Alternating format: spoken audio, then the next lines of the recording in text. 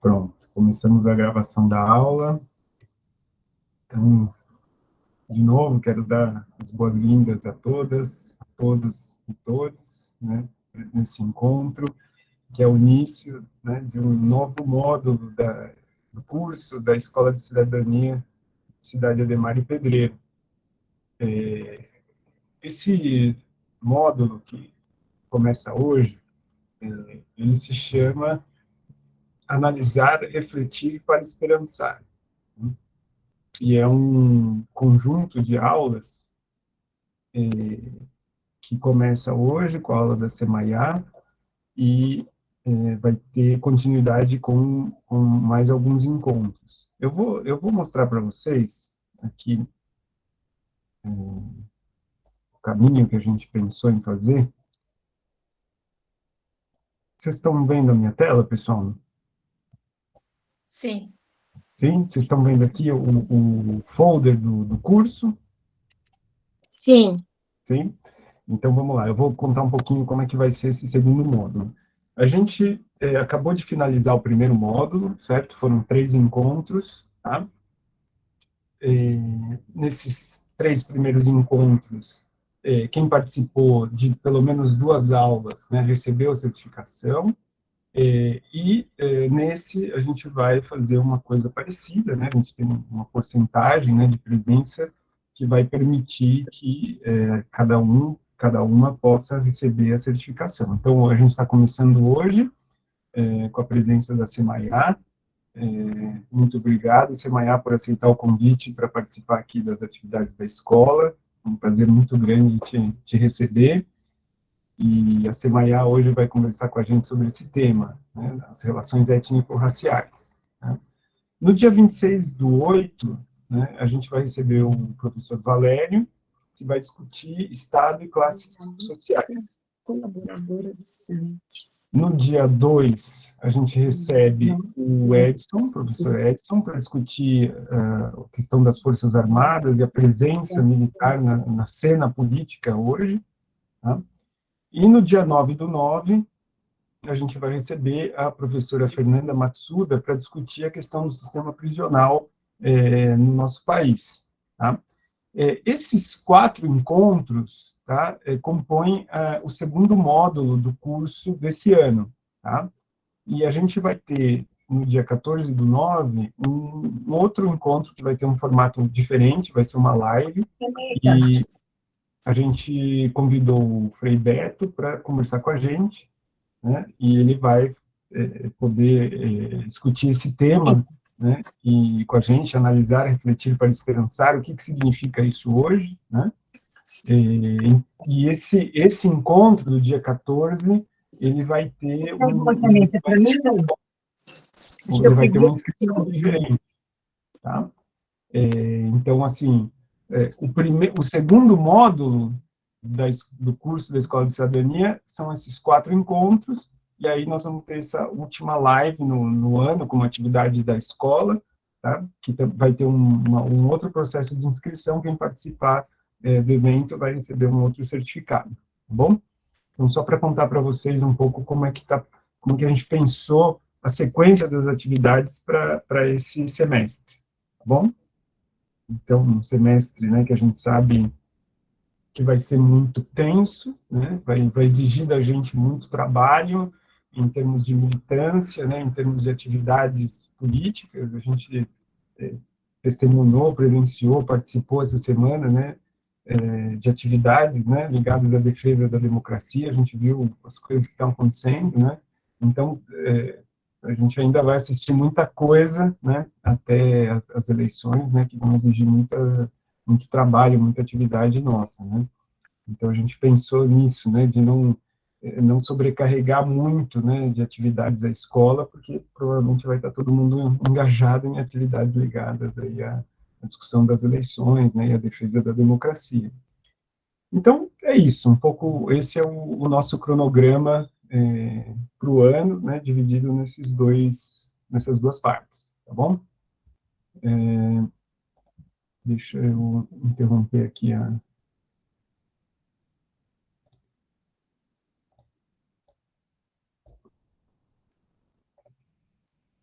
Bom, eu não sei se tem alguém que está participando hoje da live, né, da live não, da aula, que está chegando à escola pela primeira vez, né? A maioria das pessoas que estão participando, a maioria das pessoas que estão participando, eu vi que alguém levantou a mão, alguém quer falar alguma coisa? Eu achei que era uma pergunta, desculpa, mas eu estou chegando aqui a primeira vez, eu não participei do primeiro módulo, eu vi inscrição lá no portal da Unifesp, achei interessantíssimo, mas é só para eu deixar registrado, então. Ah, legal, muito bom. A gente, toda vez que começa um módulo, né, começa uma sequência de aulas, a gente conta um pouquinho a história da Escola de Cidadania, justamente para quem está chegando, né? Então, quem já está acompanhando as atividades da escola há muito tempo, já conhece bem, já sabe, mas é legal a gente repetir um pouco esse assunto, para justamente porque sempre tem pessoas que estão chegando a cada módulo, né? Então, a gente costuma abrir o curso falando sobre isso, né? A Escola de Cidadania, ela é uma atividade que começou em 2016, né? A gente, ela é resultado de uma confluência de vários movimentos sociais, né, na região ali de Cidade Ademar e Pedreira. Tem uma junção de vários coletivos, né, de lutas, né, que tem uma tradição muito longa na região, e a ideia foi criar um espaço de formação política, né? Um espaço que permitisse discussão de temas importantes, de formação de novas lideranças políticas, um lugar também que permitisse lembrar das histórias, né, das lutas populares na região. Então, a gente tem aqui uma mistura muito interessante de lideranças mais antigas, lideranças novas, né, pessoas que estão ligadas ao movimento de saúde, que é um dos movimentos de saúde um dos movimentos sociais mais antigos na cidade de São Paulo, né, pessoas ligadas ao movimento de moradia, pessoas ligadas ao fórum social, pessoas ligadas à discussão da educação popular na região, pessoas ligadas às pastorais. Então, a ideia foi juntar toda essa militância para criar um espaço de educação popular, de formação política, né? Então, desde desse ano, 2016, né, a escola tem convidado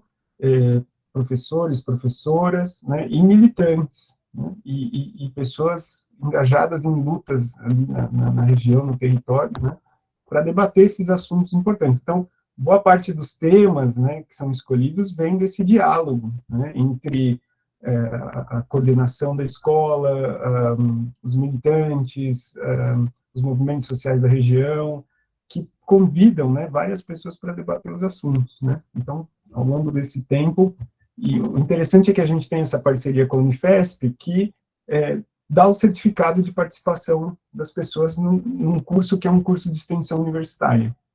Então, é muito interessante também esse papel que a Unifesp tem, de certificar a participação das pessoas no curso, mas, ao mesmo tempo, dar muita autonomia para a coordenação da escola, de escolher os temas, de escolher as pessoas que vão debater o assunto, né? Isso traz um protagonismo muito legal para o território, para as pessoas engajadas nessas lutas, né? Então, é muito legal porque sempre traz esse diálogo entre o conhecimento, né, das pessoas ligadas aos movimentos sociais e o conhecimento que é produzido na academia, né? Sempre a gente procura esse diálogo, esse debate nos nossos encontros. Então, enfim, esse é um pouco o resumo da história da escola, né? E eu vou passar a palavra aqui para a Clair, antes só de passar a palavra para a Clair, que vai apresentar com mais detalhes, né, a Semaiá, vai contar um pouco a trajetória dela, o porquê que a gente fez esse convite. Queria só apresentar aqui quem são as pessoas que estão na coordenação da escola nesse momento, né? A Clair, a Penha, né, o Gonçalo, o Mauro, a Mariângela, a Tainá, a Maria Eduarda, quem mais? Estou esquecendo de alguém, Corinne? O Gonçalo, eu falei, o Mauro, Mauro, a Penha, bom, São muitas pessoas, né? E às vezes a gente acaba esquecendo de uma ou outra. Tem pessoas que estão muito ligadas à coordenação, mas que em algum momento precisa se afastar, depois voltam, né? Então, a gente tem a Andrea, as duas Andreas que também estão muito ligadas à Isso, coordenação, Andréia, a Zuca, que disse que está voltando, a Zuca, né? e as nossas universitárias aí, que têm ajudado muito, né? As três aí, principalmente, têm nos ajudado bastante na condução da comunicação, principalmente. Isso mesmo. E é isso. Então, hoje o roteiro é mais ou menos esse, né? Vou passar a palavra para a Clay, vai apresentar a Semaiá. A gente tem 40 minutos, né? 40, 45, né? De exposição da Semaiá. Uma coisa importante que a gente combinou, para registrar a presença de vocês, a gente vai pedir o seguinte, tá? Depois que a Semaiá falar, 45 minutos por aí, a gente vai dar um tempinho para ela respirar, alguns minutinhos, e a gente vai pedir que vocês escrevam o nome no chat, tá? Porque muitas vezes vocês entram, fazem um login na sala com outro e-mail, e depois a gente tem um relatório né, o Google produz esse relatório que entrou, mas o e-mail não bate com a descrição, com o nome de vocês, a gente não sabe quem que entrou ou não. Então, a gente pede que o chat funcione como uma lista de presença. A gente vai pedir que vocês, então, num certo momento, né, escrevam no chat o nome, só para a gente saber quem estava aqui ou não. É isso que vai contar como uma lista de presença, tá bom? E aí a gente abre a palavra, e quem quiser fazer perguntas, colocações, para debater com a Semaiá, começa a fazer a partir daí. Tá certo? Então, Clair. Boa noite, eu sou Clair Helena, uma das coordenadoras do Movimento de Moradia Missionários da Ademar, e também uma das coordenadoras e aluna também da Escola de Cidadania, essa escola que dá um espaço maravilhoso para nós aqui da periferia, né? E a Semaiá tem uma identidade muito grande conosco, ela já esteve no módulo presencial, eu vim correndo, parecendo uma maluca, apesar de que eu dirijo com calma, né? Para fazer essa apresentação da Semaiá, que é uma pessoa que tem, assim, muito a ver com a nossa escola, que comemora amanhã o seu sexto ano, não é isso, Bernardo? Sexto ano.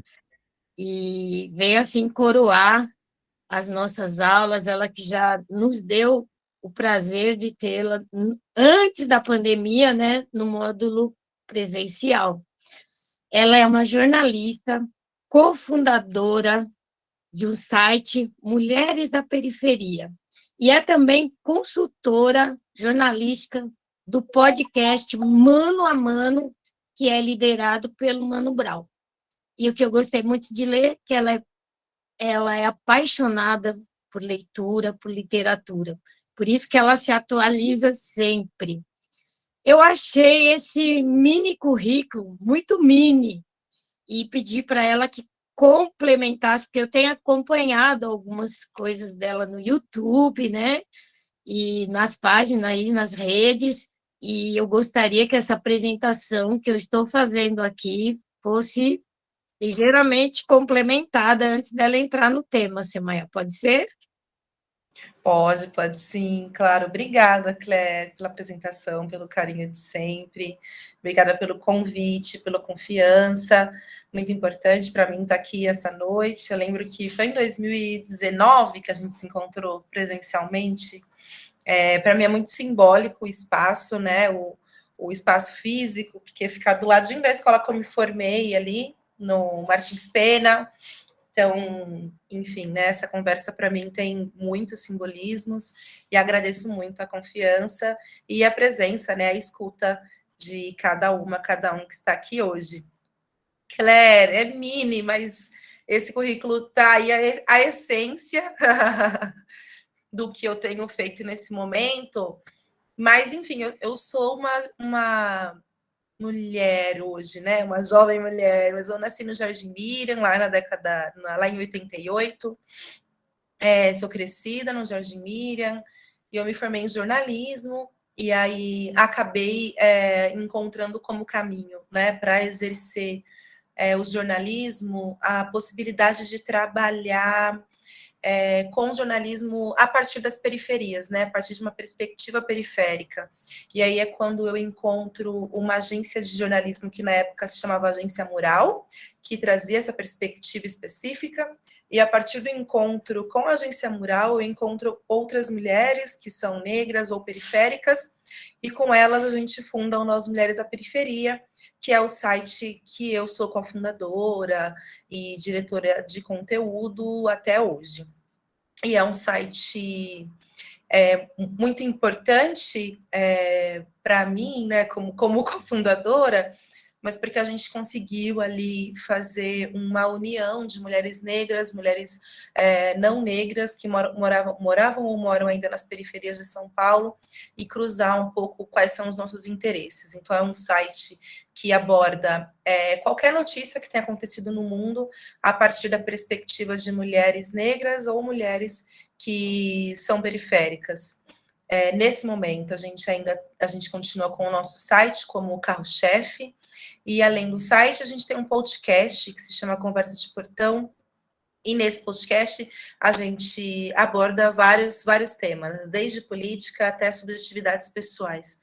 Esse site hoje ele fica disponível não só nas plataformas digitais do Nós Mulheres à Periferia, como também no UOL, né, no Universa. E o Nós Mulheres à Periferia, minha menina dos olhos, assim, eu tenho muita fé, e a gente tem trabalhado muito. Hoje mesmo a gente passou o dia aqui em reunião, pensando quais são as nossas próximas metas, editorialmente falando, e, enfim, a gente pretende ter uma redação feita por mulheres ainda maior do que a gente tem hoje, né? Hoje a gente tem 10 pessoas trabalhando junto com a gente, 3 repórteres dedicadas, e eu acho que tem uma coisa que, já meio que entrando no tema, mas muito linkado com a trajetória que eu trilhei até agora. Estou vendo o Mauro, Rafael Duarte, estou reconhecendo alguns rostos aqui, salve. Tem uma coisa que eu sempre gosto de lembrar, que né, a imprensa negra, ela começou até mesmo antes da abolição, né, com o jornal Homem de Cor, lá atrás. E desde então, vários outros veículos de comunicação feitos por pessoas negras tentaram, né, uma vida longa, fazendo um jornalismo por mãos negras e trazendo uma perspectiva racial dos acontecimentos do Brasil, né? Mas a maioria deles, ou na verdade a sua maioria, a sua totalidade, encerraram suas atividades, né? Meio que foram fadados ao fracasso por uma questão financeira, por uma questão de plano de negócio que era impossível acontecer em pouquíssimo tempo atrás, né? Há pouquíssimo tempo atrás ainda era impossível de acontecer. Então, eu sempre gosto de lembrar do Nós Mulheres à Periferia como uma continuidade da busca dessas pessoas, homens e mulheres negras, que há muitos e muitos e muitos anos tentam fazer os seus próprios veículos de comunicação. E eu acho que a gente vive, eu acho que foi exatamente um pouquinho sobre isso que eu falei em 2019, que a gente vive um período hoje em que a gente tem, efetivamente, mais veículos de comunicação, trazendo uma perspectiva a partir das bordas, trazendo uma perspectiva racial e com uma estabilidade muito boa e muito maior do que a gente já viu na nossa história. No caso do Nós, a gente faz um jornalismo muito pautado em gênero, né? Nós somos uma redação feita única e exclusivamente por mulheres. A nossa premissa é contratar mulheres negras ou mulheres que vieram ou estão nas periferias. Então, a gente tem esse viés. E quando eu penso no jornalismo nesse perfil, eu lembro do jornal Mulherias, que foi formado ali na década de 80, 82. Eu vou até deixar aqui o link para vocês conseguirem acessar um pouco das edições. Foi feito por um coletivo de mulheres feministas brancas, majoritariamente na época, mas foi lá que eu encontrei vários arquivos escritos por Lélia Gonzalez, que é uma das minhas referências, que é uma das pensadoras, na verdade, que me inspiraram muito, que me despertaram para a questão racial, de classe e de gênero, por essa intersecção. E lá ela era uma das lideranças editoriais, e foi lá que eu entrei em contato com muito dos seus escritos, com muito do seu pensamento. E aí é muito simbólico para mim observar que naquele momento já existia um veículo de comunicação com alguma possibilidade de discutir gênero, de discutir feminismo, de discutir a questão da mulher negra, isso muito pelas mãos de Lélia Gonzalez, mas que morreu por falta de investimento. Então, Nós Mulheres da Periferia tem 8 anos de trajetória, mas eu posso dizer que a gente começou a se consolidar, a gente começou a receber minimamente um retorno financeiro em 2020, né, com a chegada da pandemia, o que foi completamente inesperado para a gente, mas só a partir de 2020 a gente começa a ter condições de estruturar a nossa redação, pensando em ter pessoas exclusivamente dedicadas para isso, né. Então, o Nós Mulheres da Periferia tem 8 anos de trajetória, mas 2 anos e meio de vida sustentável financeiramente. E a nossa expectativa é que a gente consiga chegar aí a 20, 30 anos, se a gente for olhar para a história da Folha de São Paulo, que é um veículo de comunicação que no ano passado completou 100 anos de história, né? E aí, o que é um veículo que completou 100 anos de história, a gente sendo gestado, pensado por uma família branca da elite brasileira e que apenas recentemente começou a se abrir um pouco mais para a questão da diversidade, a gente vai falar um pouquinho disso mais para frente durante o nosso papo, né? Mas a partir de um gatilho específico do nosso momento, da nossa história. E aí é sempre importante a gente pensar que é legal a gente tornar os veículos de comunicação tradicionais no nosso país mais plurais e mais diversos, mas para mim e para grande parte das pessoas que dividem esse momento histórico da comunicação, né, neste tempo e espaço em que eu também estou, o fundamental é a gente conseguir trazer a sustentabilidade para veículos de comunicação e negócios de comunicação pensados e gestados a partir da mão de pessoas pretas, a partir da mão do pensamento de mulheres negras, porque mesmo que a gente consiga concessões em veículos não pensados por pessoas pretas, e seja importante ocupar essas concessões, e seja importante colocar o nosso pensamento e a nossa voz nesses espaços, até porque são os que mais podem amplificar as vozes hoje, né, pensando em audiência e tudo mais, é indispensável e fundamental que a gente faça com que as nossas redações, os nossos veículos cresçam cada vez mais, porque, na minha opinião, particularmente, só quando a gente constrói a coisa da base, pensando de fato numa organização antirracista, pensando de fato em fazer uma comunicação transformadora, que a gente vai conseguir, ao longo do tempo, virar o jogo e trazer narrativas que tenham cada vez mais a cara do Brasil. Então, o Nós Mulheres da Periferia é o projeto que eu mais tenho felicidade de fazer parte, e ele divide a história com veículos como Alma Preta, Periferia em Movimento, Marco Zero, vários outros veículos independentes que a gente tem no Brasil hoje, e que tem forçado a grande imprensa e tem dado a possibilidade do povo brasileiro se informar de diferentes formas, né?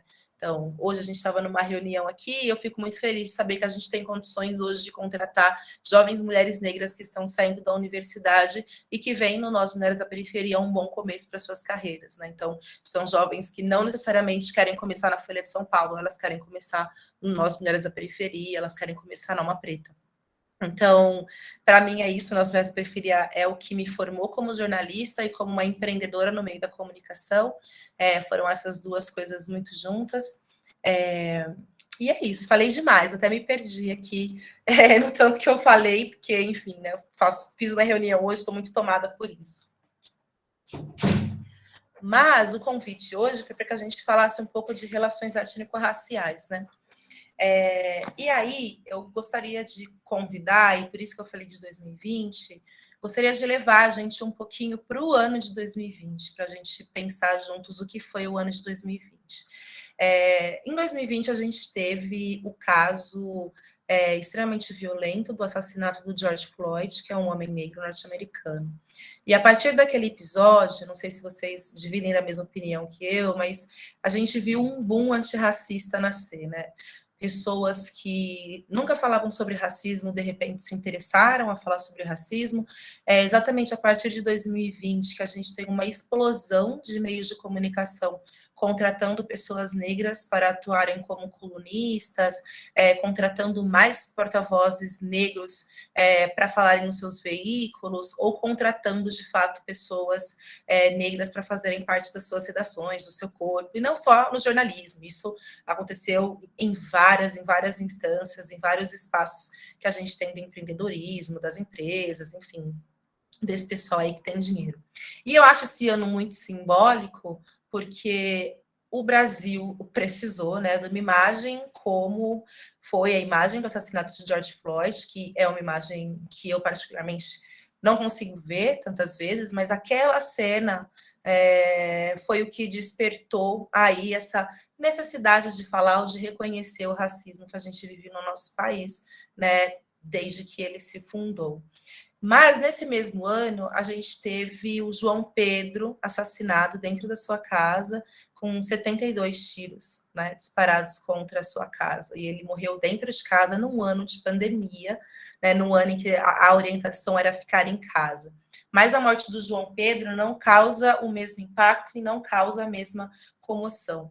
Eu me lembro que eu fui para as ruas naquele período, cobri como jornalista, né? A gente teve uma série de manifestações naquele período, não só por conta do caso de George Floyd, de outros casos de racismo, né, que aconteceram, várias outras operações policiais que depois foram impedidas pelo STF, mas que nunca deixaram de acontecer.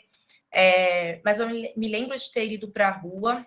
Eu me lembro de ter ouvido muitas mulheres, entrevistando essas mulheres, dizendo, né, o quanto para elas era doloroso estar na rua naquele momento, porque, enfim, seus filhos e seus vizinhos estavam morrendo por tiro, né, ou seja, pela bala, pela fome ou pela Covid. E aí, eu acho que, a partir daquele ano, a gente vê esse fenômeno antirracista crescer no Brasil vertiginosamente. E eu lembro que aquilo me incomodou muito, porque se a gente olha para a história, enfim, né, o movimento negro brasileiro ele é ativo desde sempre, né? Senão nós não estaríamos aqui em liberdade hoje tendo essa conversa especialmente.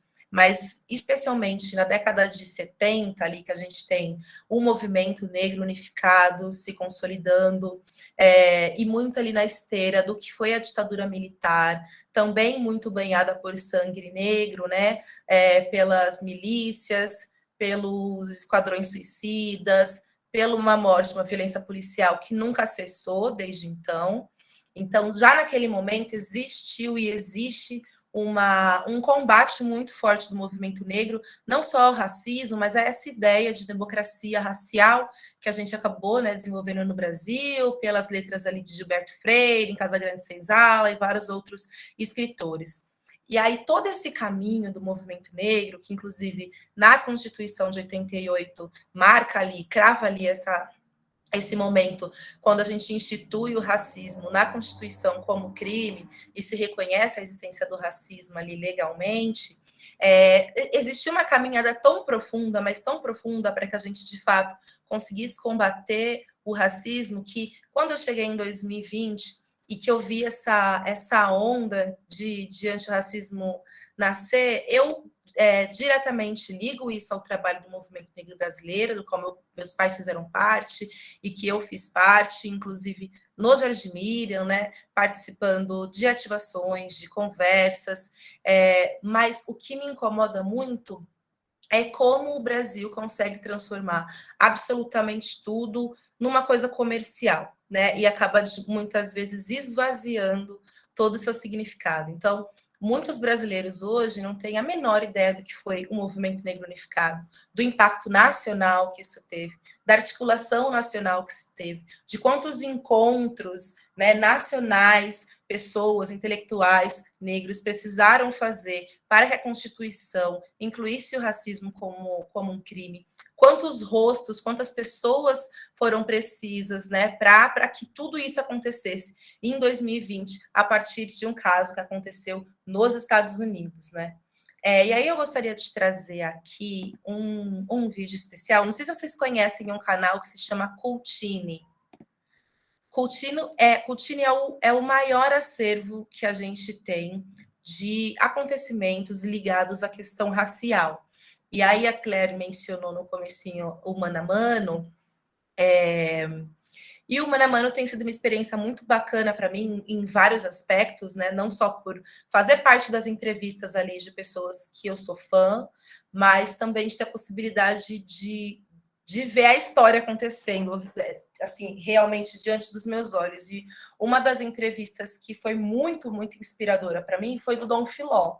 Dom Filó é um homem negro, né, carioca, e ele fez parte de um movimento que se chama Black Hill. Não sei se vocês... foi desse movimento Black Hill que nasceu a banda Black Hill e que nasceu uma série de outros grupos musicais. O movimento Black Hill foi no Rio de Janeiro, não só esse movimento musical que reuniu esse jeito negro de fazer e de se ouvir e dançar a música, muito influenciado pelos Estados Unidos, mas que saiu dali essa sonoridade muito brasileira, mas foi um movimento que se conectava com o orgulho negro. Né? Então, muitas vezes falam, vocês são muito influenciados pelos Estados Unidos. Sim, porque nos Estados Unidos a gente viu esse movimento de Black Power acontecer, né? E isso influenciou o nosso povo aqui, e a gente transformou isso no orgulho pela negritude, né? Então, lá eles escolheram a palavra black, preto, né? Porque no caso dos Estados Unidos, o nigger era considerado uma coisa pejorativa. Aqui a gente escolheu valorizar a negritude, a gente escolheu naquele momento valorizar a palavra negro. E negro, considerando pessoas pretas retintas, como eu, ou pessoas mais retintas do que eu, e pessoas pardas, pessoas que são negras, mas com a pele mais clara. Então, aqui, exatamente por conta desse mito da democracia racial e dessa confusão que muitas vezes a gente tem de eu sou negro ou não sou negro, mas eu sou muito claro, mas eu sou moreno, instituiu-se a palavra negro e foi uma escolha do movimento negro de ter essa palavra como guarda-chuva para que as pessoas possam se identificar, seja você preto, de pele retinta, seja você pardo, você faz parte da negritude. E ali tem essa busca por valorizar, por enaltecer a nossa autoestima. E isso aconteceu de diferentes formas e diferentes aspectos nacionalmente, e no Rio de Janeiro isso ficou conhecido como Black Hill, que eram os encontros que as pessoas iam para ouvir o funk naquela época, no sentido literal do soul, então eram bailes, que as pessoas iam com as suas calças bocas de sino, com os seus black powers, então eram espaços ali de segurança naquele período. E o Dom Filó não só era esse articulador, essa pessoa que promovia bailes, essa pessoa que fazia discos, essa pessoa extremamente conectada com a cultura, musicalmente falando, mas ele também era um ativista extremamente ligado ao movimento negro de sua época e que, a partir de um determinado momento, passa a fazer um registro em loco, né, em audiovisual, do que acontecia dos movimentos negros brasileiros. Então, quando vocês acessam o acervo Cutini, vocês têm lá registros dos encontros nacionais, dos encontros de mulheres negras. Ele foi a única pessoa, não só a única, porque existia um coletivo de pessoas trabalhando com ele, né, na Bahia, que faziam seus trabalhos e que depois eles juntaram tudo isso num acervo. Então, tá errado falar que ele foi o único. Ele e outras pessoas que a gente desconhece, são nomes que a gente não conhece, foram as pessoas responsáveis por salvaguardarem os movimentos negros brasileiros, os encontros e os lugares de confabulação do movimento negro brasileiro. Eu gosto de falar confabulação porque eu fui uma criança que frequentou encontros de movimento negro e era, de fato, um espaço de confabulação, no sentido de que ali, naquele espaço de segurança, você poderia falar: a gente precisa fazer isso contra a população branca precisa fazer tal coisa. Era um espaço seguro para que a gente traçasse estratégias. Essas estratégias que a gente vê hoje na rua, como a política de cotas raciais, elas foram gestadas nesses espaços em que a mídia, a imprensa não chegava. As pessoas que chegavam eram o Dom Filó, as pessoas que chegaram eram as pessoas que faziam o jornal da MNU. Ou seja, tudo isso circulava num eixo muito pequeno de pessoas, né? Então, quase ninguém sabe quem são as pessoas que fizeram parte desse movimento. Então, a partir de 2020, vocês vão perceber que as editoras passam a se interessar desesperadamente por escritos de Lélia Gonzalez. Lélia Gonzalez, na década de 80, disputou uma vaga de deputada. Na década de 80, no PT. E ela, depois que ela perde a eleição, ela faz uma carta, se não me engano, ela é inclusive filiada ao PT. Ela se desfilia do PT e ela deixa uma carta dizendo que ela estava se desfiliando exatamente porque a questão racial não estava ali como um eixo principal para aquele partido. Então, lá na década de 80, a gente já tinha uma mulher negra tentando acessar esse espaço institucional e criticando a ausência de discussão racial dentro de um dos partidos que a gente conhece ainda hoje, né, como mais bem estruturado e o que mais atende às nossas necessidades, muitas vezes. Aí é um tema polêmico, mas, enfim, né, é esse partido, né, que até hoje tem uma predominância de pessoas brancas, de homens brancos. Ou seja, pouquíssimo mudou. Pouquíssimo mudou. Na entrevista, inclusive, que o Lula deu para o Mano Brown, ele fala que agora que a população negra, né, tem mais estrutura para se candidatar, para competir. Não, há muito tempo a gente tem essa estrutura, há muito tempo a gente reivindica esse lugar. A Lélia Gonzalez era uma mulher que fazia tradução de livros em francês, entendeu? Ela era uma mulher extremamente culta e que, ao mesmo tempo, passou a escrever todos os seus artigos no português, passou a escrever todos os seus artigos de um jeito simples, porque ela queria se comunicar com o povo, ela queria fazer com que os seus escritos chegassem nas pessoas. Então, ela era de uma inteligência, de uma intelectualidade, de uma estratégia tão grande, assim como Abdias do Nascimento, assim como tantas outras pessoas que foram completamente ignoradas e tiradas da literatura brasileira. Então, a gente teve, no Brasil, da década de 80, esta mulher tentando uma vaga no Congresso. Ela não conseguiu, quem conseguiu naquele período foi Benedita. E o que Lélia Gonzalez faz? Ela se torna assessora de Benedita da Silva, ela fazia os discursos de Benedita da Silva, ela ela fez com que Benedita da Silva também... como eu posso dizer isso? Um dia eu ouvi uma entrevista da Benedita da Silva e ela disse assim, eu me senti tão feliz porque Lélia Gonzalez era uma mulher tão inteligente, ela era tão culta e ela topou ser a minha assessora, ela topou me ajudar na construção dos meus discursos. Então, era esse tipo de aquilombamento. Essa palavra que a gente vê hoje, aquilombamento, ela era tão real na década de 70, ela era tão pungente na época de 70, 80 e tudo mais. Eu não vou dizer que mais do que hoje, porque eu vivi isso, né, nos anos 2000, na minha infância e tudo mais, e eu sei que isso ainda acontece. Mas é muito triste saber que só hoje essa palavra ganha um pouco mais de visibilidade e como a gente precisa cuidar para não esvaziá-la.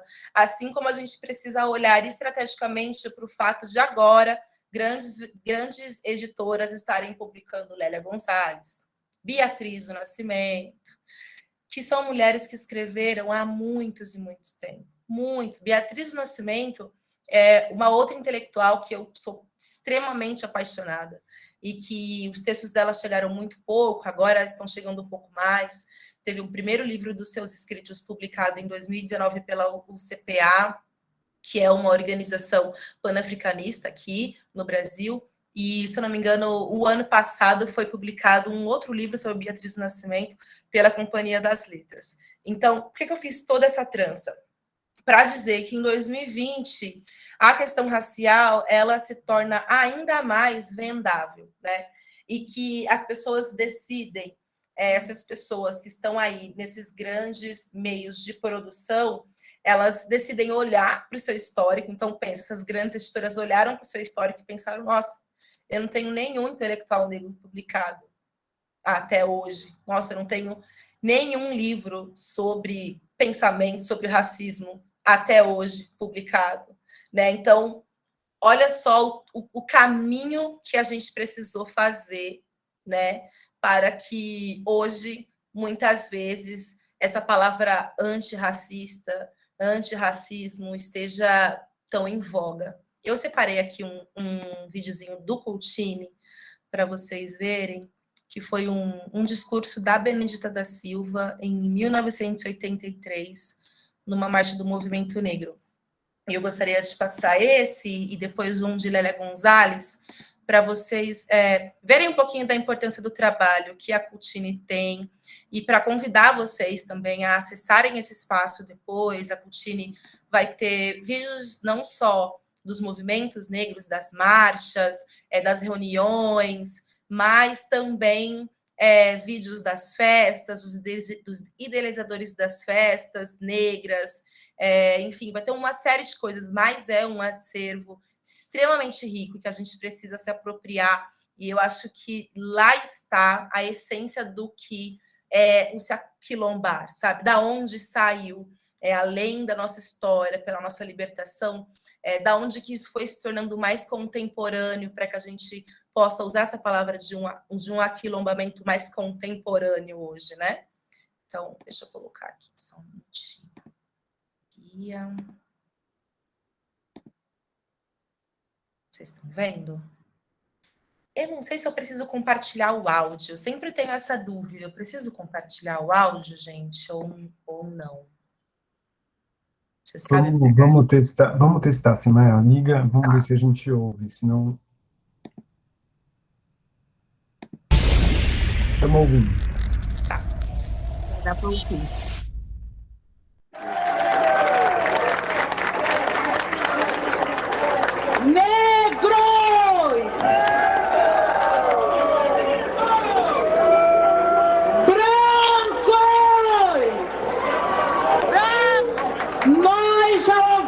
Aqui uma série de pessoas falando a respeito do que nós, negros, estamos querendo, porque é um problema da discriminação racial e do racismo existente em nosso país.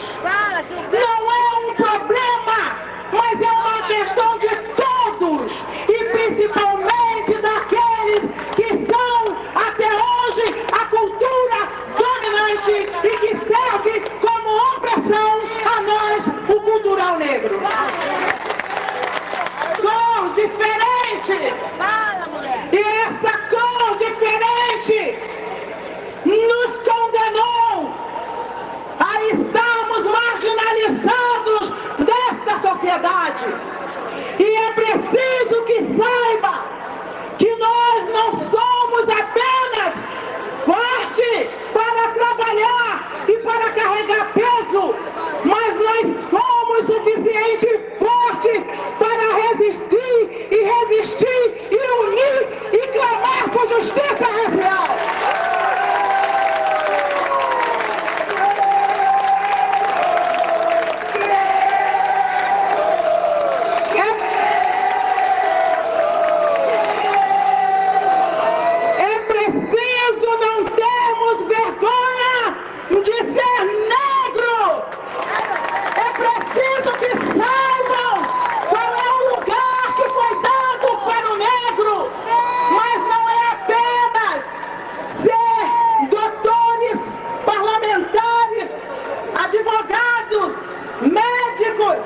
Coronéis ou generais, não basta! É preciso que se resgate o nosso cultural massacrado!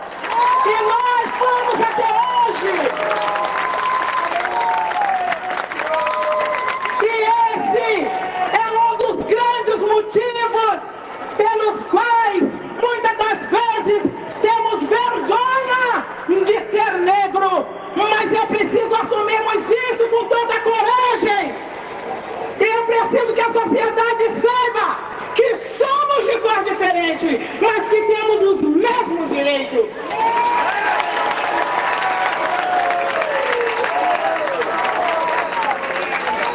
E eu quero aqui, finalizando esse breve discurso, porque realmente eu não tenho mais nada a falar. Não só porque os oradores que me antecederam disseram tudo, mas porque fica muito difícil passar para todo mundo o que nós negros sentimos. Porque eu costumo dizer que mais solidário que seja um branco, só um negro sente a sua dor.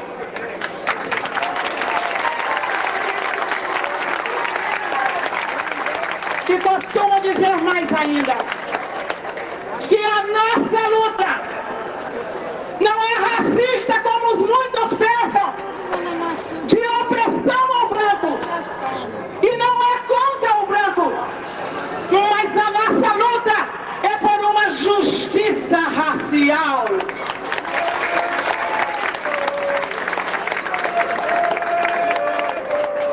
E dizendo isto, eu trago para nós uma grande notícia. Eu não gostaria de usar este momento para fazer um convite. Faria isso em outra ocasião. Mas me chegou às mãos um telegrama que chamou minha atenção e me fez vir aqui convidá-los para terça-feira, aqui na Câmara dos Vereadores, será realizada uma sessão solene às 19 horas, em memória a Zumbi dos Palmares.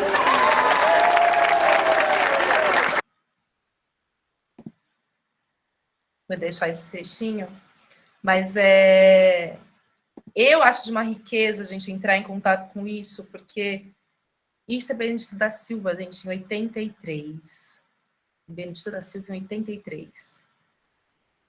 Agora eu vou colocar mais um trechinho de uma marcha, e aí dá para ver Lélia Gonzalez nessa marcha. Estou procurando um da Sueli Carneiro, que é incrível, né? Que hoje a gente celebra, a gente vê tanta gente falando, meu Deus, como eu não conhecia a Sueli Carneiro!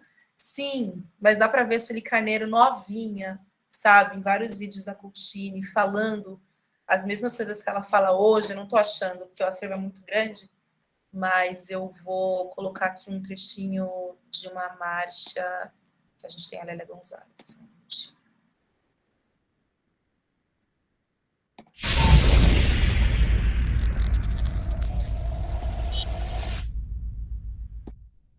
Vamos à luta, companheiros, para que a exploração e a opressão terminem nesse país, para que esse país, além de vir a ser uma efetiva democracia racial, ele se torne, porque para ser uma democracia racial, esse país tem que ser efetivamente uma democracia. Movimento Negro do Rio de Janeiro na rua, essa é a marcha Zumbi dos Palmares, marcha Zumbi! Herói nacional, foi liquidado pela traição das forças colonialistas. O grande líder do primeiro Estado livre de todas as Américas, coisa que não se ensina às nossas crianças nas escolas. As nossas crianças não sabem, e quando eu falo de nossas crianças, estou falando de crianças negras, brancas, amarelas, não sabem que o primeiro Estado livre de todo o continente americano surgiu no Brasil e foi criado pelos negros que resistindo à escravidão, se dirigiram para o sul da capitania de Pernambuco, atual estado de Alagoas, a fim de criar uma sociedade livre e igualitária, uma sociedade alternativa, onde negros, índios e brancos pobres viviam no maior respeito, proprietários da terra e senhores do produto do seu trabalho. Palmares é um exemplo livre típico de uma nacionalidade brasileira que ainda está por se constituir. Nacionalidade essa, onde negros, brancos e ruas nesse momento, lutando para que esse país se transforme efetivamente numa democracia. Adeus, senzala, chega a madrugada, canavial, tapa na cara. Chega a madrugada, canavial, adeus, senzala, adeus, senzala, chega a madrugada, canavial, tapa na cara. Chega a madrugada, canavial, tapa na cara. Bom, aí vocês viram um trechinho de Lélia Gonzalez, né, do 20 de novembro de 1983, e eu trouxe exatamente esse trecho porque ela fala que para que esse país, para que exista uma democracia racial, esse país precisa, antes de tudo, de ser uma democracia. E aí a gente está, né, nessa semana, a gente teve uma carta, né, em defesa da democracia, inclusive no Nós Mulheres da Periferia, a gente fez uma matéria dizendo a importância da carta, mas também questionando o fato de a questão da população LGBTQIA+, raça e gênero estar citada apenas uma vez, né, o que não difere muito a Carta de 77 para a Carta de 2022, ou seja, né, a gente ainda está buscando por uma democracia, a população preta e periférica nem chegou a vivenciar, né, quando a gente vê em 2022 pessoas do Complexo do Anemão carregando os corpos dos seus vizinhos para uma UBS, a gente tem mais de 20 pessoas assassinadas, deliberadamente pela polícia. E a gente tem uma carta pela democracia que fala de raça uma vez, cita raça uma vez. A gente precisa lembrar de Lélia Gonzalez, em 83, dizendo que esse país precisa ser, antes de tudo, de fato, uma democracia. Porque a gente tem defendido que a gente precisa continuar a democratização do país, né? Não podemos perder esse movimento que a gente teve de saída da ditadura, e eu faço coro a isso, eu espero que a gente consiga esse avanço nos próximos meses, mas eu espero também que a gente consiga se provocar a pensar que democracia é essa que a gente quer. Se é uma democracia em que eu vi um trecho do evento de ontem, né, dizendo em que o capital e os trabalhadores se reúnam, qual é a democracia que o capital vai querer amanhã? Se o Lula ganhar a eleição? Qual é a democracia que a gente vai defender a partir de 2023? É a democracia que continua autorizando o assassinato de pessoas pretas? É a democracia que continua despriorizando o nosso acesso à educação? Porque isso não é uma democracia, e para a gente nunca foi. Então, antes da gente defender a democracia, a gente precisa entender o que é democracia, e a população preta ainda não entendeu o que é democracia nesse país. Então, eu quis trazer essas provocações, né, para a gente abrir o diálogo agora, mas para destacar isso, né, que a gente usa a palavra antirracismo, hoje racismo estrutural, mas a gente precisa saudar essas pessoas, né, lembrar de Zumbi dos Palmares, lembrar do que foi Palmares, e lembrar do que foi feito na década de 70, o que foi feito na década de 80, para que a gente tivesse a política de cotas. O PT, porque o movimento negro ele se construiu muito do lado da esquerda, mas é o que Sueli Carneiro diz também. A gente precisa de uma esquerda, de um projeto político efetivamente emancipatório, porque nós continuamos sendo pessoas pretas, né? E isso é um marcador extremamente importante para definir o que é qualidade de vida, o que é sobrevida, quanto tempo de vida a gente tem, como a gente nasce, como a gente morre. Então, quando a gente olha, por exemplo, a política de cotas, muitas vezes a gente diz, o PT, a política de cotas, sim, mas quem fez isso foi o movimento negro brasileiro. O movimento negro brasileiro desenvolveu uma política emancipatória, extremamente importante, pensou essa política, articulou essa política e entregou para um partido que fez o que deveria ter sido feito. Então, a gente não está mais, e eu falo isso pessoalmente aqui num desabafo, a gente não está mais numa condição de agradecer o que foi feito, a gente precisa avançar, a gente precisa de pessoas negras efetivamente em lugares de poder, a gente precisa eleger essas pessoas e a gente precisa construir nesse país, de fato, uma democracia. O que a gente vive hoje não é uma democracia. E a população preta, o movimento negro, não pode mais e não vai e não precisa mais abrir espaço para que políticos brancos façam o que precisa ser feito. Que a gente agradeça depois. A gente não tem que agradecer nada. O PT e Lula fez o que deu para fazer e fez o mínimo, porque o movimento negro trabalha muito para eleger qualquer pessoa que tenha uma possibilidade de fazer uma política mais emancipatória para a gente. Mas tudo isso pensado, articulado nesses espaços que vocês viram agora, e é isso que a gente precisa considerar quando a gente precisa exaltar o que foi feito e criticar o que precisa ser feito. a gente precisaria muito mais do que o PT tem entregado para a gente até os últimos anos e qualquer outro partido. E a gente precisa criar formas de fazer isso acontecer. Então, 2022 é o momento da gente eleger pessoas pretas que estão dentro de partidos liderados por pessoas brancas e construir possibilidades que essas pessoas galguem espaços de poder e tenham, de fato, espaço para construir uma democracia que seja uma democracia, porque para a gente, até hoje, nunca foi. É isso.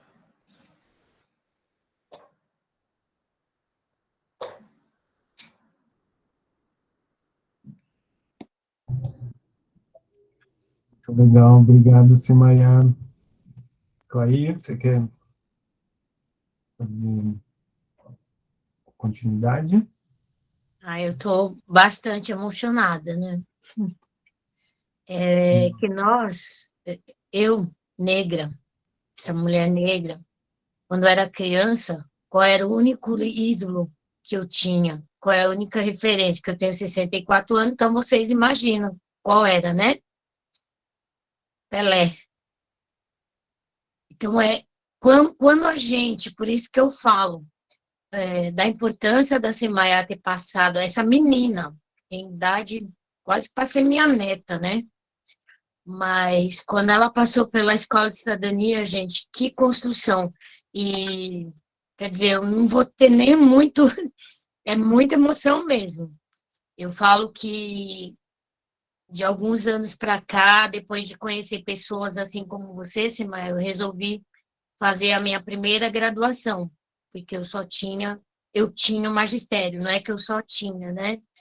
E os negros, realmente, as negras, pouquíssimo espaço, e é o que você fala, essa reparação histórica, nós não temos que agradecer, a gente tem que continuar na luta.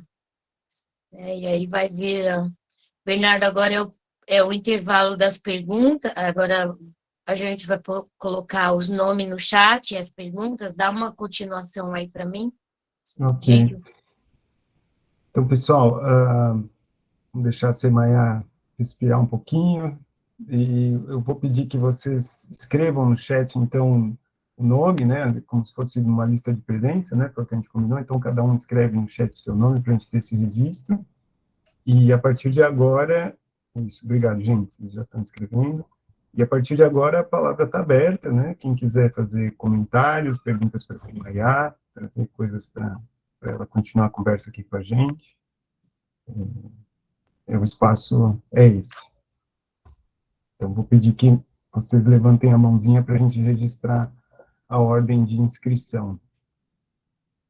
Já temos alguém aqui, peraí.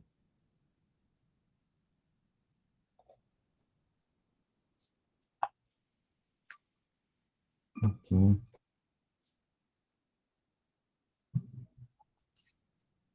Então, já vou passar a palavra aqui. O nome está NKK Nagi. Quem que é? Desculpa. Você pode se apresentar? Depois de você, a Rita.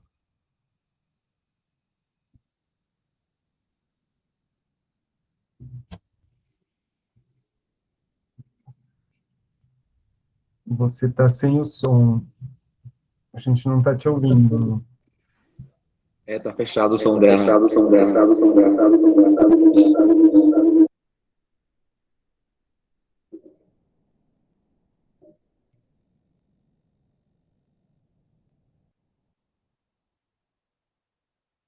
Nós não estamos te ouvindo. O dela tá fechado. Depois tem a Rita, tem o Mauro. NKK, se o som tá fechado.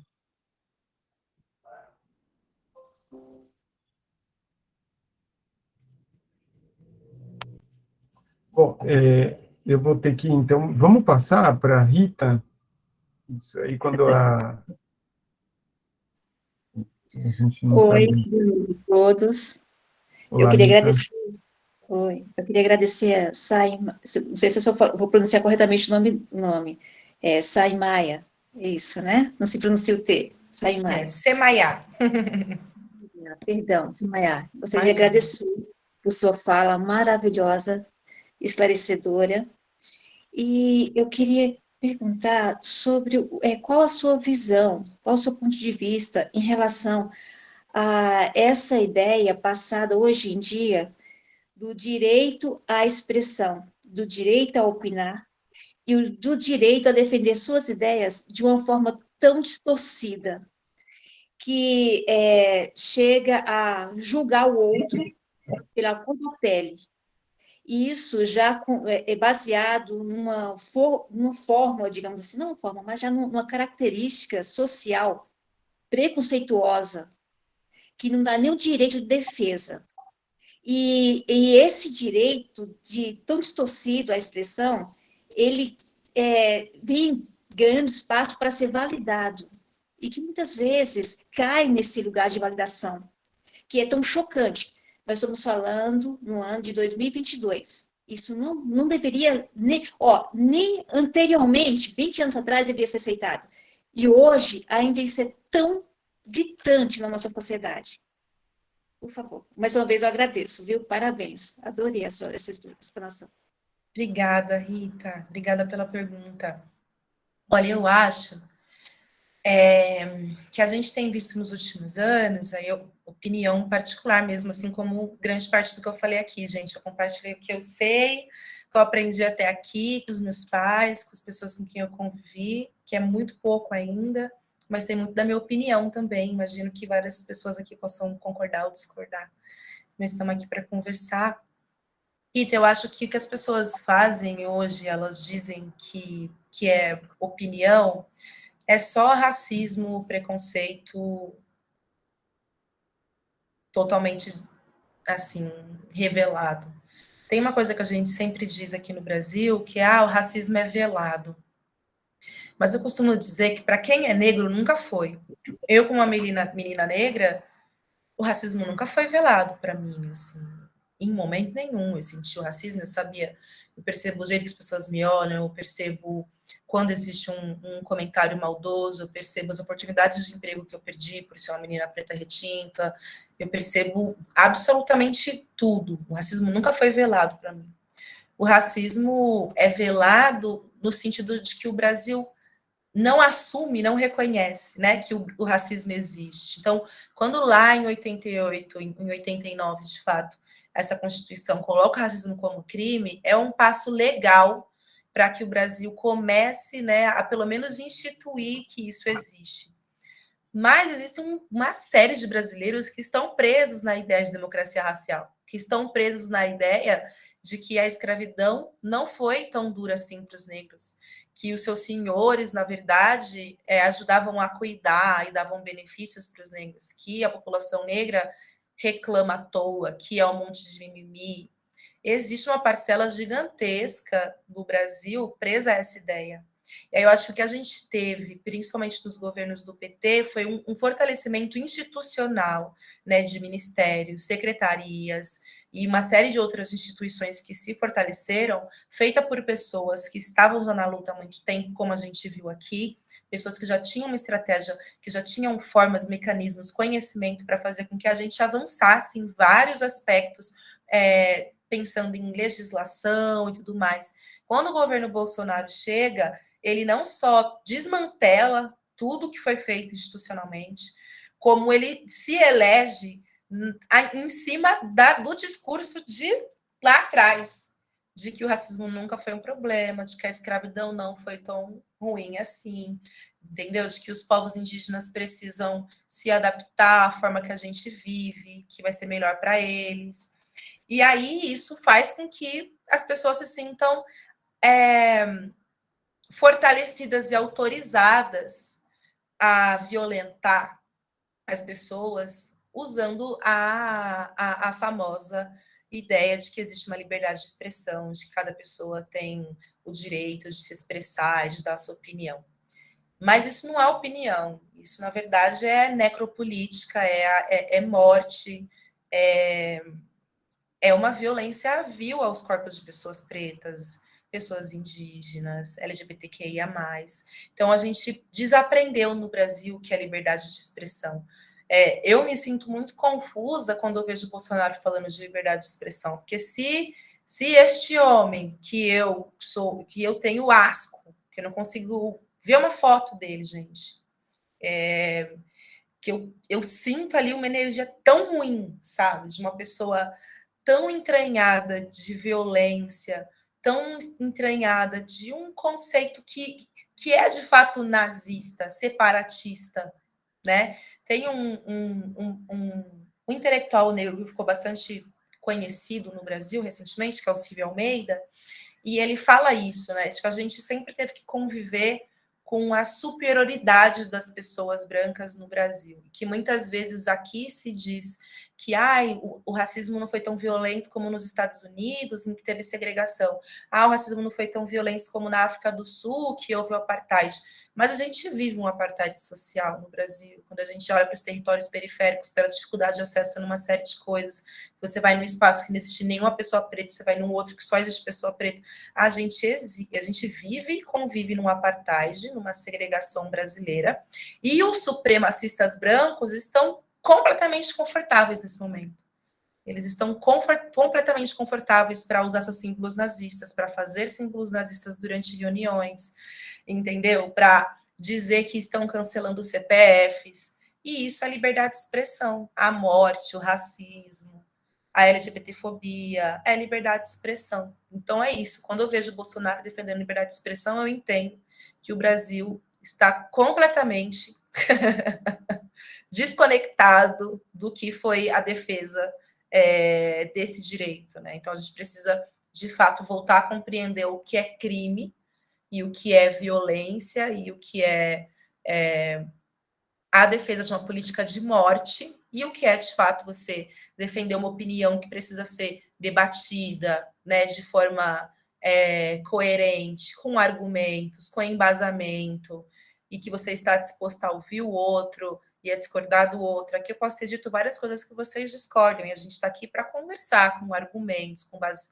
na história, com base nas nossas experiências. Agora, você dizer que uma pessoa que está sofrendo racismo vive de mimimi, ou você dizer que você ter essa ou aquela opção de vida, você ser trans, ou você ser uma pessoa lésbica, é uma coisa que não é natural, ou que não é aceitável, isso não pode ser visto como liberdade de expressão. Isso é um crime, isso é crueldade, como o Cristiano disse aqui agora.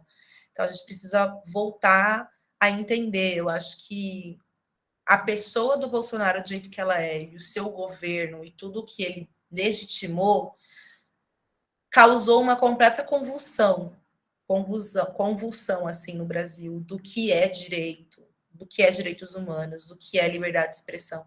Mas eu também acho que isso foi necessário, porque essas pessoas elas já estavam aqui. Elas estão entre nós.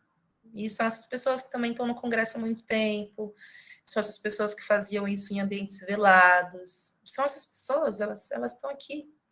Elas estão aqui. Então, eu espero que a gente consiga aprender com o que veio à tona, com essa sujeira que veio à tona nos últimos 4 anos, e que a gente consiga superar isso. Porque essa ideia de que o racismo é velado, essa ideia de que o país é uma democracia, se ninguém entendeu agora que é uma mentira, aí a gente está perdido mesmo. Se essas pessoas que tinham dúvidas não entenderam nesse momento, aí o bagulho tá louco. É isso, Rita. Obrigada pela pergunta. Eu que agradeço, muito obrigada. Eu pactuo com você, viu? Concordo plenamente com sua fala. E realmente, se até agora deu conta que dessa mentira jogada, realmente nós estamos numa roubada. Aí acabou. Perfeito. Bom, agora temos o Mauro e depois o Rafael para fazer perguntas. Pode ir, Mauro. Boa noite, Sayá.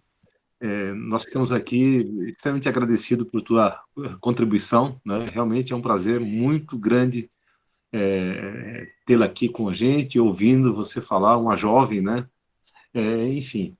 Agora vamos lá para a pergunta. Para a pergunta e para, digamos assim, problematizar algumas questões que me incomodam muito, né? A primeira é com relação à possibilidade de criar canais de comunicação com a juventude. Nós moramos aqui, né, o território de Estademar, que você conhece muito bem, né, Estademar, Pedreira, Jabaquara, essa parte aqui principalmente de Vila Clara, né, onde nós atuamos, de uma certa forma nós estamos presentes, né, é uma população preta, pobre, periférica, né, onde tudo aquilo que todas as mazelas que historicamente foram sendo criadas e consolidadas, elas estão presentes aqui no território, né? Ou seja, aqui é o verdadeiro gueto, né? E, por outro lado, nós temos dificuldade em construir movimentos de resistência e pegando como referência alguns fatos que foram emblemáticos. Quando teve o chicoteamento, né, daquele jovem lá, daquele rapaz lá no Ricói, né, foram feitas algumas ações, só que essas ações elas se circunscrevem de maneira pontual, pelo menos é a leitura que eu faço, né? A gente tem dificuldade de dar continuidade. O assassinato do menino, né, do Guilherme, também ele teve manifestação tal, mas nós temos dificuldade em provocar a continuidade desses processos, né, e para construir a resistência de maneira contínua, né, que é uma necessidade, tendo em vista que nós moramos numa região, né, onde a população predominantemente ela é negra, né, é pobre, preta, e padecendo e sofrendo as consequências de todo esse processo de exclusão que a população negra e a população vem sendo submetida historicamente. Então, a gente tem essa dificuldade de alavancar processos de continuidade. Por outro lado, a gente tem também as escolas públicas aqui na região. Eu dou aula numa escola, né, 2 escolas aqui da região, onde né, a população, né, os meus alunos e alunas são todos pretas, né, pretos, né, mas ainda assim a gente não tem uma comunicação, né, voltada para essa juventude aqui. A gente tem dificuldade em trabalhar essa questão da comunicação e também o reconhecimento, né, porque a grande maioria, ou uma parte significativa, é claro que muito menos, né, do que há 10 anos, há 15 anos atrás, mas ainda não se reconhece enquanto parte pertencente, né, da população preta, pobre, que historicamente foi e está sendo explorada. Eu gostaria que você, a partir da tua referência, a partir de tudo isso que você já acumulou, inclusive, né, tendo essa possibilidade, essa facilidade de dialogar com a juventude, até porque é muito mais fácil, né? Pelo menos eu percebo assim, você falar para a juventude do que, por exemplo, uma pessoa aqui que está batendo aos 65 anos, né? E que tem uma outra, uma outra pegada, uma outra, né? É uma outra forma de comunicação. Enfim, eu gostaria que você trabalhasse um pouquinho essas questões, se é possível, né? Eu sei que tem papo aqui, tem conversa para muito mais tempo, mas daria a gente nesse aspecto. É isso. Obrigada, Mauro. Obrigada a você. Olha, eu vou tentar responder a partir de uma perspectiva, de uma vivência muito pessoal, assim. Como eu contei, eu sou nascida e criada no Jardim Mira, na rua Rio Grande do Sul, do outro lado da Brama, e os meus pais, desde a nossa infância, eles eram muito ligados ao movimento negro. E aconteceu comigo uma coisa que eu sei que é muito rara para a grande maioria dos jovens que estão no nosso território. Eles me levavam para participar de vários eventos do movimento negro e a preocupação dos meus pais era que eu visse o mundo para além do Jardim Mira. Então, por exemplo, eu fiz o Martins Pena até a 8ª série, que naquela época era até a 8ª série. E aí minha mãe começou a lutar muito para conseguir uma vaga para mim no Rui Bloy, porque alguém falou que o Rui Bloy era melhor e tudo mais, então eu fiz o 1º, 2º e 3º ano no Rui Bloy na Praça da Árvore. Então eu saía muito cedo de casa, saía 15 para 6 de casa, cedinho ia, e depois ela me colocou em vários cursos, conseguiu bolsa, não sei o que lá, eu fazia inglês, nananã, e eu voltava para o meu bairro muito tarde. Depois comecei a trabalhar como operadora de telemarketing, saí e voltava muito tarde. Então eu me afastei do meu bairro durante muito tempo, porque era a tentativa dos meus pais que fizesse com que eu visse o mundo a partir de não só o lugar onde meus olhos alcançavam. Essa era a vontade deles, e eles fizeram de tudo para que isso acontecesse. E, ao mesmo tempo, que também é raro, eu tive desde muito cedo um letramento racial, né? Um desenvolvimento racial desde criança, assim. Desde criança eu brigava na escola, defendia meus coleguinhas negros, isso era muito raro, porque eu lembro de uma vez que eu tinha um amigo que se chamava Davi, ele tinha o mesmo tom de pele que eu, e eu lembro que ele estava sofrendo um ataque racista, porque era isso, né? Criança é um amor, mas também é muito ruim, né, gente? E aí eu tinha um colega lá que era bastante violento, que ele fazia brincadeiras que eu não gostava, e ele foi fazer a mesma coisa com o Davi.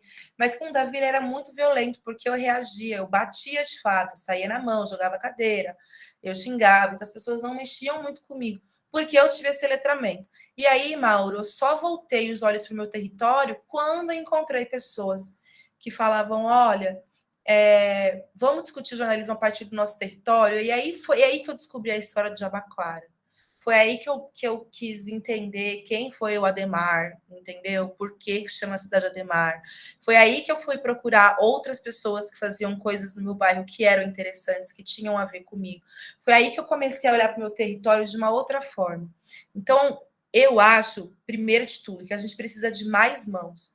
Porque como esse acesso à informação, além de informação, eu digo esse acesso à nossa identidade, a se entender como uma pessoa negra no mundo, entender qual é a violência que você vai sofrer e como você pode atuar para isso transformar, como isso ainda é muito raro, a gente ainda tem poucas mãos, então a gente tem poucos veículos de comunicação, a gente tem poucas pessoas fazendo, e aí não vai dar para ser contínuo, porque a gente não dá conta, porque não dá conta de fazer tudo, de estar em todos os lugares, de cobrir todas as pautas. Eu já me vi muitas vezes do Guilherme mesmo.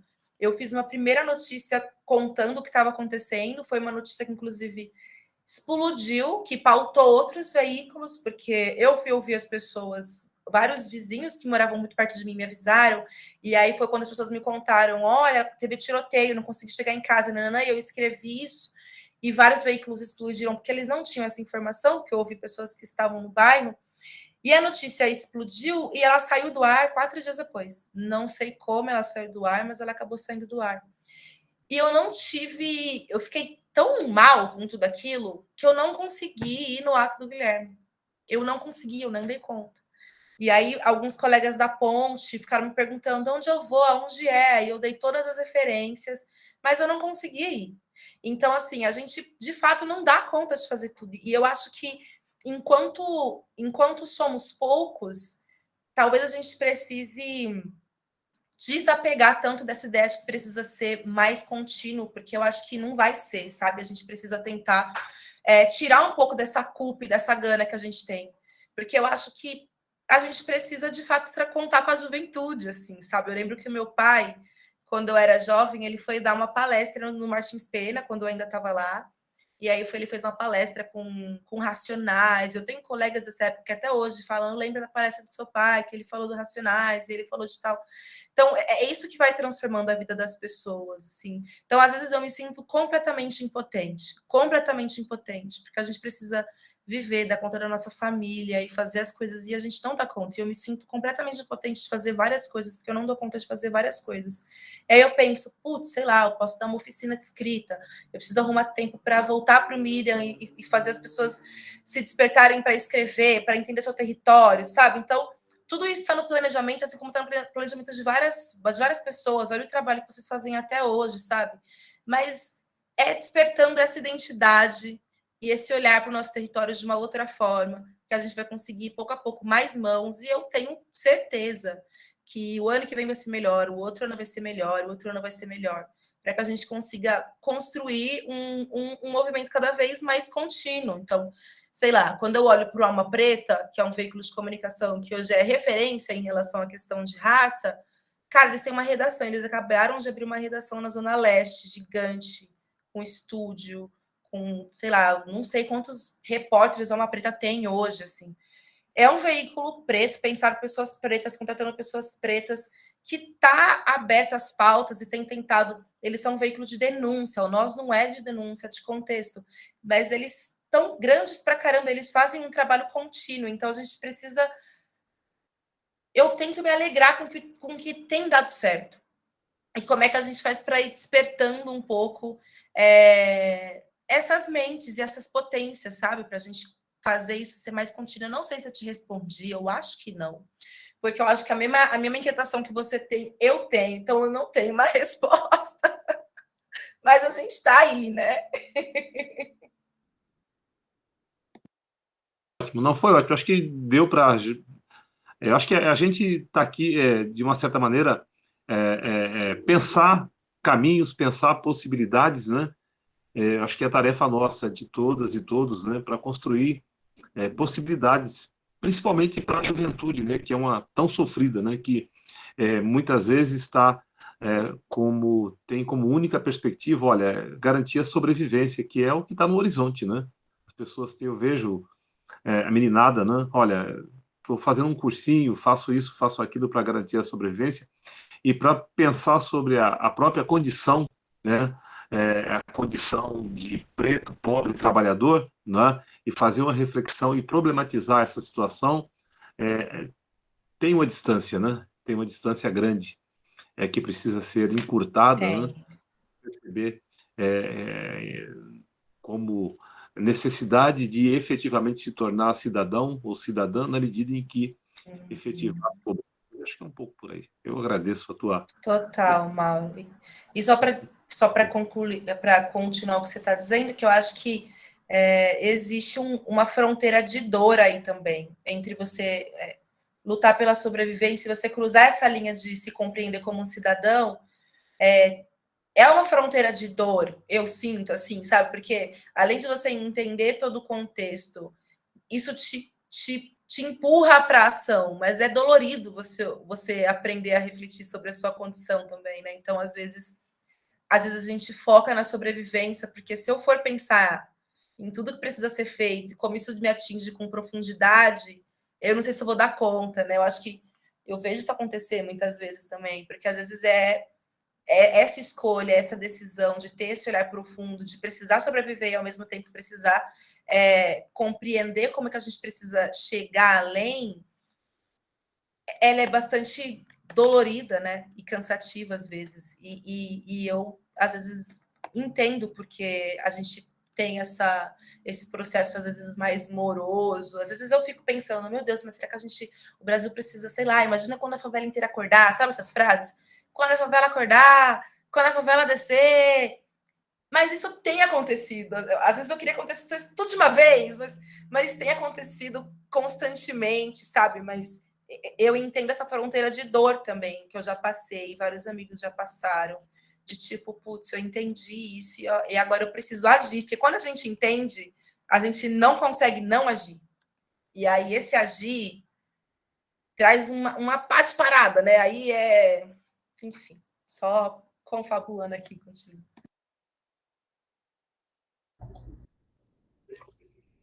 O próximo que está inscrito é o Rafael. Olha, é uma pergunta, mas não no tom de buscar uma resposta definitiva, mas no tom mesmo que a própria aula nos remete, né? De analisar, refletir e buscar um novo caminho, um novo horizonte, esperançar um porvir, né? Onde a gente possa andar sossegadamente pelas nossas ruas aí. E aí, pensando nisso, né? Eu fiquei aqui matutando o seguinte, a partir dos anos 2000, a gente tem uma série de prerrogativas e mudança no contexto social brasileiro e, fundamentalmente, eu estou pensando aqui nas cotas. E aí a gente iniciou, é o primeiro momento na história nossa que a gente tem uma geração de jovens, né, que estão ali em torno de seus 20 anos, 20 e pouquinhos anos, que é formado sobre essa base da lei das cotas, né? Ou seja, como que foi pensada essa transição, né? E aí é o ponto onde eu vou chegar, que eu não vou discutir isso, como que você vai vendo isso, e ao mesmo tempo hoje tem uma demanda e tem pessoas na rua mobilizadas de direita, pessoas extremamente mobilizadas, que isso a gente só viu com o integralismo, ou seja, anos anteriores à própria Frente Negra, ou anos posteriores, né, um pouquinho antes e tal. Mas, ou seja, há muito tempo atrás é que a gente viu uma frente de direita mobilizada com esses ideais bastante evidenciados, assim, para o público, né? Não era escondida. A gente sabe que existe esses as esquinas, mas existe esse evidenciado. E hoje a gente está vendo isso evidenciado. A figura maior é o nosso queridíssimo presidente aí, ele é a expressão maior disso, né, dessa direita mobilizada, e não é, portanto, que a margem de voto dele não diminui, né, enfim, continua mesmo o chão dele. E aí eu queria perguntar assim, como que a gente vê esse movimento ao mesmo tempo que a gente poderia estar pensando nesse movimento enquanto numa perspectiva de contra cotas, de contra um espaço concorrencial que agora há cotas, e aí eu estou falando a cotas, mas a gente vai ter os FIES, a gente vai ter as instituições de ensino superior financiada pelos ProUnis, etc., que, por sua vez, vão pegar também cotas sociais, etc. E aí, por sua vez, vai balançar, né, vai dar cor, vai dar tinturas a lugares que antes era de uma e única só cor, né? Então, como que a gente acompanha esse movimento e como que a gente poderia analisar, refletir e esperançar, né, um novo dia aí? Muito bem, Rafa. Eu vou dizer que eu estou sentindo, aí tu me disse se é esse caminho aí que você está desenhando. Tem uma coisa que eu acho que tem uma galera aí do nosso território, né, que se elegeu sendo de extrema direita, não foi? Aqui por São Paulo e tal, se não me engano, era da missionária, de algum território aí, eu esqueci o nome dele agora, mas se candidatou, não me lembro se foi, acho que foi para vereador, com um discurso extremista. Eu tive vários amigos do meu bairro que acessaram a universidade, por exemplo, com cotas sociais e que votaram no Bolsonaro, entendeu? E que bandearam para esse lado aí. Eu não sei se é esse o caminho que você está me trazendo, mas eu acho que o acesso que a gente teve à universidade, descolado um pouco também de um conhecimento político, de contexto, contextual, acho que a gente ainda falha muito de entender a história do Brasil. Você está falando aí de integralismo e tudo mais, então, você está ligado que uma parte de gente não tem a menor ideia de onde se veio, que está achando que o movimento de direita é agora e tal, e está se identificando com isso, e está querendo bandear para esse lado, porque está distorcendo um pouco o que foi a esquerda, está distorcendo um pouco o que foram os governos do PT, e estão indo para um outro lado, que é esse lado de direita, extrema direita, entendendo que esse é o melhor caminho. E eu vi várias pessoas que conviveram comigo irem por esse caminho, sem ter uma real compreensão da história do Brasil, sem ter uma real compreensão da história política do Brasil. Pessoas do nosso território, pessoas que eram minhas vizinhas, e que muitas vezes acessaram a universidade pelo sistema de cotas sociais. Então, eu acho que eu já me perguntei várias vezes de onde foi que a gente se perdeu, assim, em que momento isso aconteceu.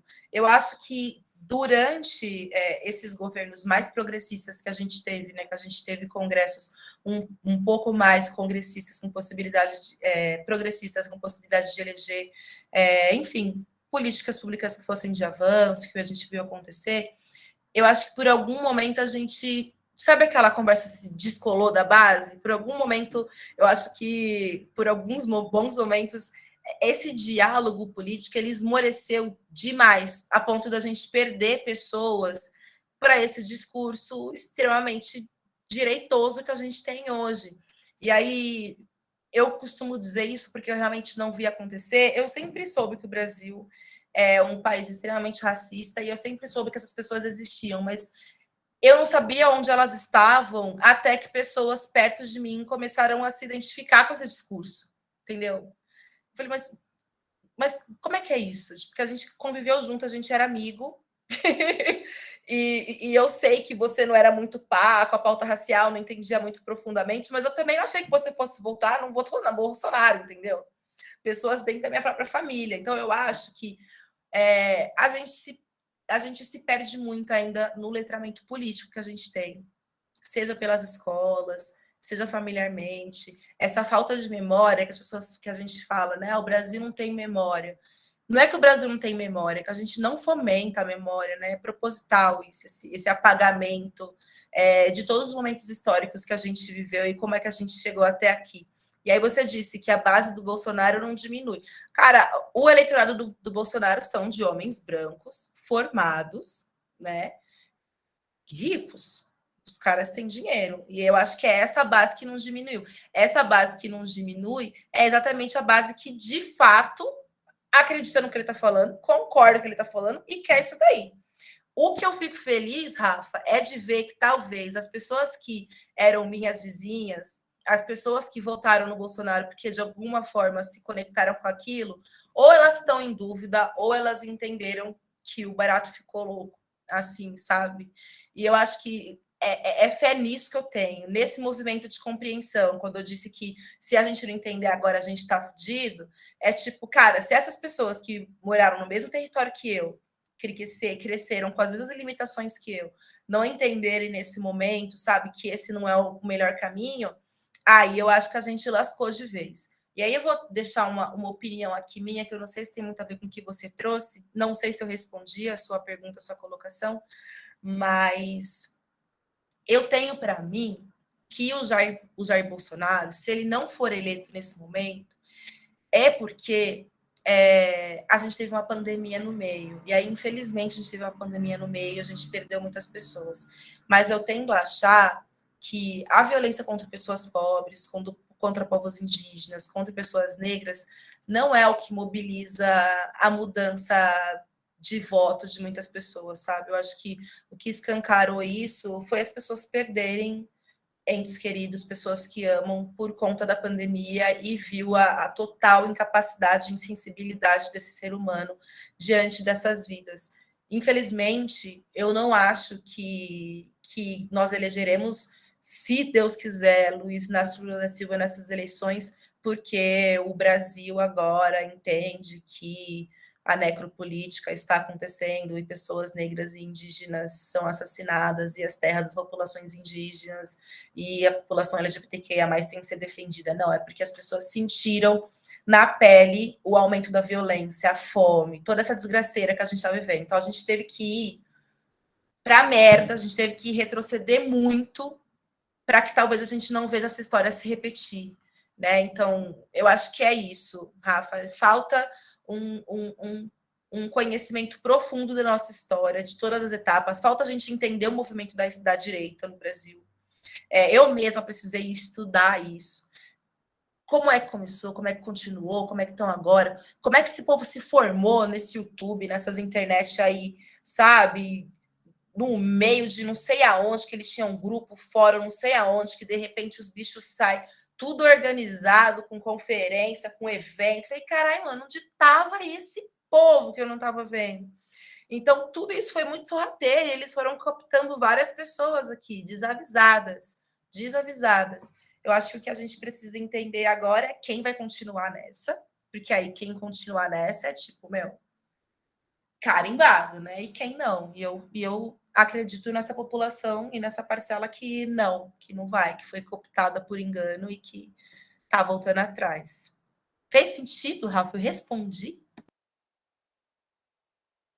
Não, todo sentido, é isso mesmo. Acho que não estamos aqui muito para dar essas respostas tão precisas, né?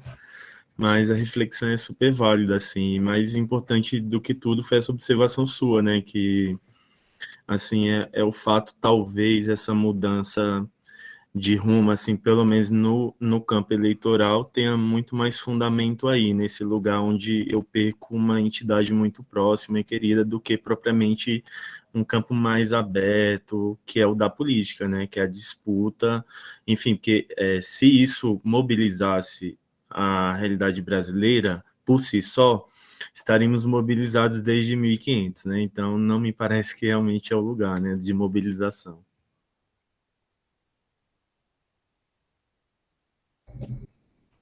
Então, bom, não temos mais nenhuma pergunta, né? Semael, quero muito agradecer sua aula de novo, né? Lembro quando você foi lá, né? Presencialmente, né? A sensação que todo mundo teve de ter aprendido muito com você e agora de novo, né? Muito legal te ouvir, muito impressionante, assim, tudo que você conta, né? Assim, da tua experiência profissional, da tua experiência de reflexão, né? Acho que como isso é importante para ajudar, né, a gente, né, nessa questão do letramento, como você mencionou, acho isso tão bacana, né?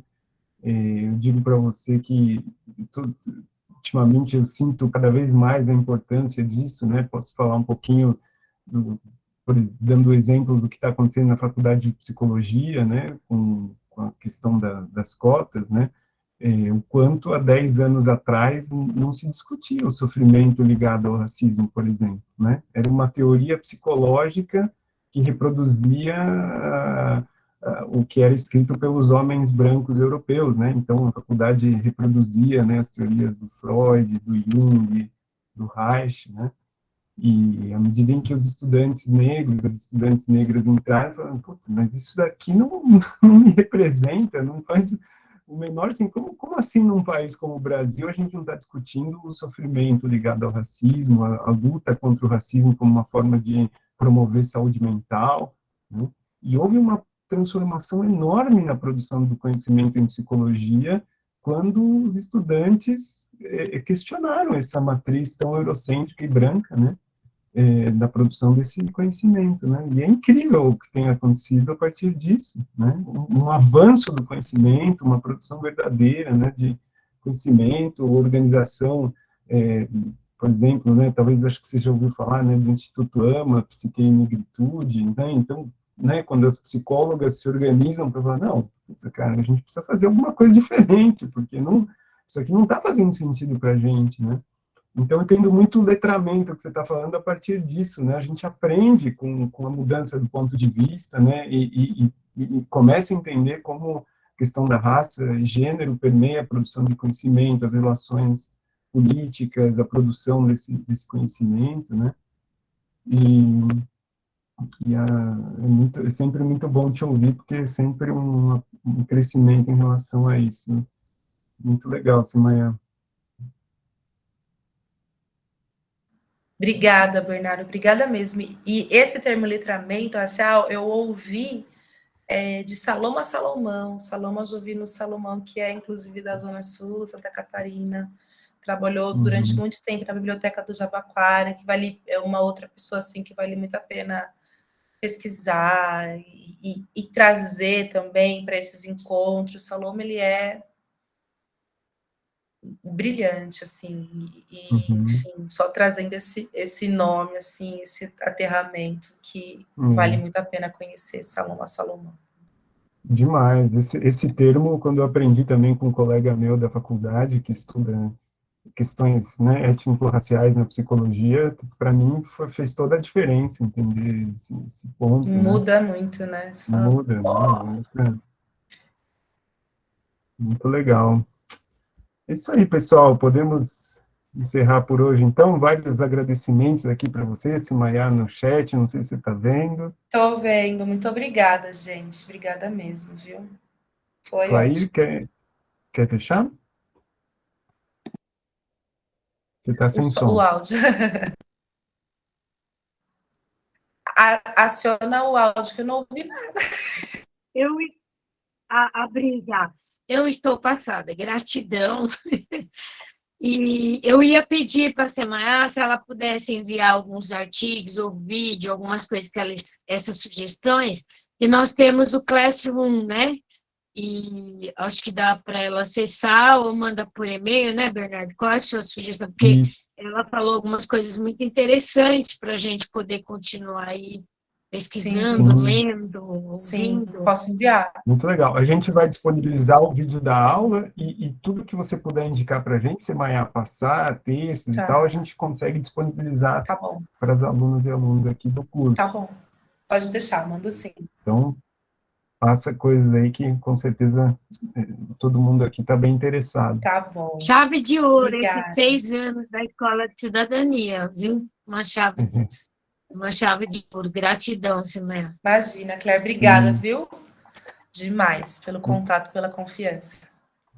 Gente, então, só para relembrar, né? O nosso próximo encontro é dia 26, tá bom? O professor que vai participar do encontro é o professor Valério Arcari, e o tema vai ser Estado e Classes Sociais, tá bom?